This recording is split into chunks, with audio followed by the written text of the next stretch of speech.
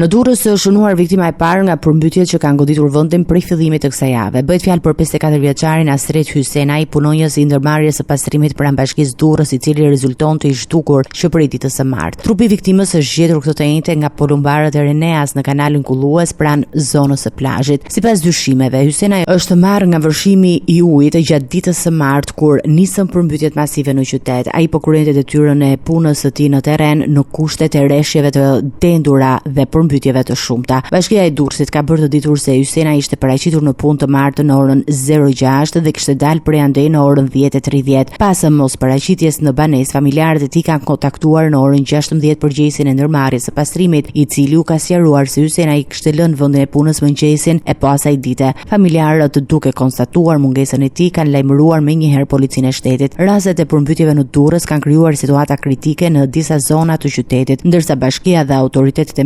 emergjencave civile kanë dhënë urdhër për evakuimin e banorëve nga zonat më të rrezikuara për të shmangur trajqe tjera. Ky incident nënvizon rrezikun e lartë që paraqet puna në kushte ekstreme dhe nevojën për masa të menjëhershme mbrojtëse ndaj përmbytjeve që po përfshin qytetet dhe zonat bregdetare.